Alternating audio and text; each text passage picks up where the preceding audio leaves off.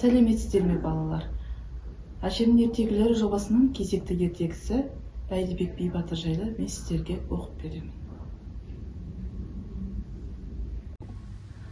Алатаудың ар жағынан жау қолы қаптап келе жатады.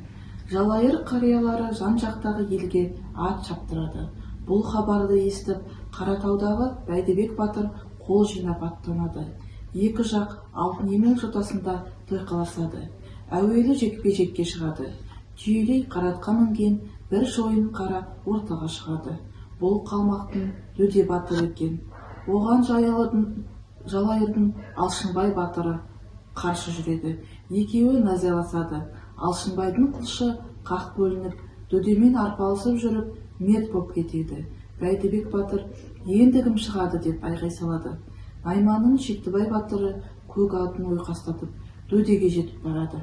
Тағы айқас, тағы найзалас.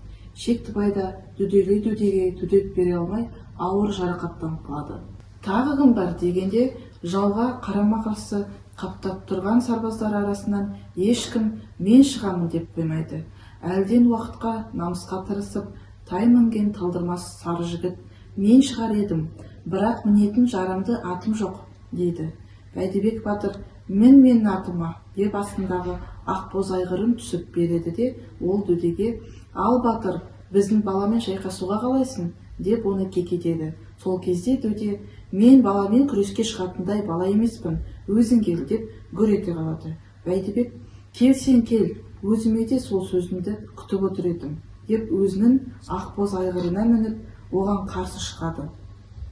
Сарбаздары, иә құдай, аруақ қолдай көр, деп тілеп шуласады. Екеуі әуелі қылыштасады.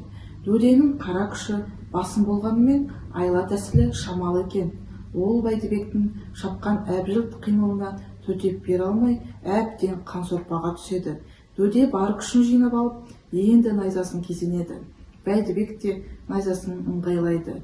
Оның жастайынан жылқы бағып жүргенде, қарт жылқышылардан үйренген дағдылы бір әдісі, құрыққа ұқсатып найзасының ұшына жылбардан қыл тұзақ байлап алатындай, ол енді Дөдеге сол тәсілді қолданады. Мұны Дөде де, жау жағы да елемей қоймайды. Онша мән бермейді. Екеуі әрі-бері атойлап, шауып, найзаласып жүреді. Бір уақытта Дөде оған оқтала бергенде, Бәйдібек оның бұғыдай мойнына қыл тұзақты шалып алып, ат-матымен сүйреп жөнеледі.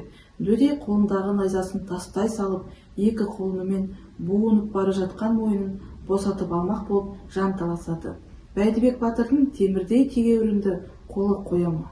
Әне-міне дегенше, Дөденің аттан аударылып түскен аюдай денесін жерге сүйретіп, екі айналдырып тастайды да жайына жүре береді. Сөйтіп, Дөде азаппен қылқынып, жан тәсілім қылады. Бәйдібек қолы жауды түре қуып, тас-талқан етіп, жеңіп шығады. Ал балалар, ертегіміз ұнаған болса, кітапханамызға келіп, қазақ халық ертегілерінің көптеген аңызды кітаптарын оқысаңыздар болады.